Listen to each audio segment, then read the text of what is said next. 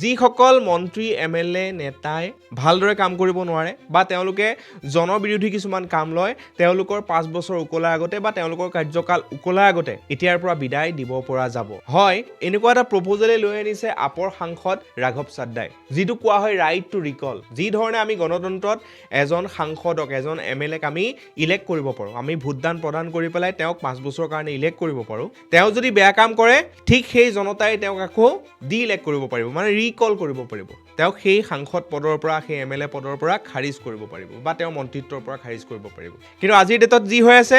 যে এজন MLA হৈ গ'ল মানে তেওঁ 5 বছৰৰ কাৰণে ফিক্স তেওঁক আৰু কোনেও লৰাব নোৱাৰে তেওঁ 5 বছৰৰ কাৰণে সেই পাৰ্টিকুলাৰ কনষ্টিটুৱেঞ্চিটোৰ এজন MLA কিন্তু এজন চাকৰিয়ালৰ কি হয় যে তেওঁ যদি কিবা এটা বেয়া কাম কৰে জনবিৰোধী কাম কৰে তেওঁক কিন্তু কি কৰিব পাৰে ছাছপেণ্ড কৰিব পাৰে তেওঁ চাকৰিটোৰ পৰা বৰখাস্ত কৰিব পাৰে কিন্তু MLA মন্ত্ৰীৰ ক্ষেত্ৰত তেনেকুৱা নাছিলে সো ৰাঘৱ চাদ্দাই এটা নতুন প্ৰপ'জেল দিছে যিটো অলৰেডি কিছুমান ৰাজ্যৰ পঞ্চায়ত লেভেলত চলি আছে মহাৰাষ্ট্ৰ কৰ্ণাটক ৰাজস্থান তেনেকুৱা বহুতো ৰাজ্যৰ পঞ্চায়ত লেভেলত তেনেকুৱা চলি আছে যে যিসকলক পঞ্চায়তী ৰাজত ইলেক্ট কৰা হয় ইলেকশ্যনত ভোটদান কৰি পেলাই জয়ী কৰোৱা হ'ল তেওঁলোকে যদি জনহিতাৰ্থে কাম কৰিব নোৱাৰে ভাল কাম যদি কৰিব নোৱাৰে তেওঁলোকক আকৌ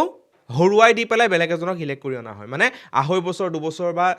এবছৰৰ পিছতে হয়তো তেওঁক আকৌ ৰিকল কৰিব পাৰে এটা কিন্তু খুব ভাল প্ৰপ'জেল আৰু ৰাঘৱ চাদ্দা আপৰ সাংসদ হিচাপত তেওঁ এই প্ৰপ'জেলটো দিছে এতিয়া চৰকাৰখনে বা গোটেই ব্যৱস্থাটোৱে কেনেদৰে এই প্ৰপ'জেলটো আকোৱালি লয় সেইটো দেখিবলগীয়া কথা চাবলগীয়া কথা কাৰণ ইয়াতে আমি জনবিৰোধী কাম কৰা নেতা বহুত দেখা পাওঁ আৰু সেইসকলৰ কাৰণে কিন্তু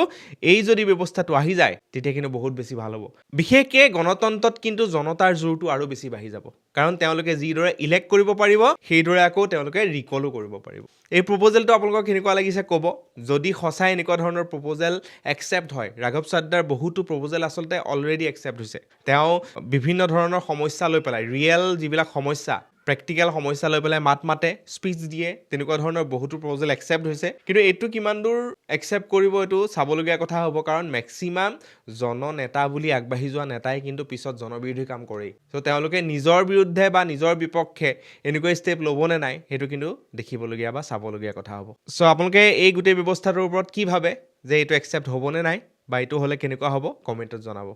ধন্যবাদ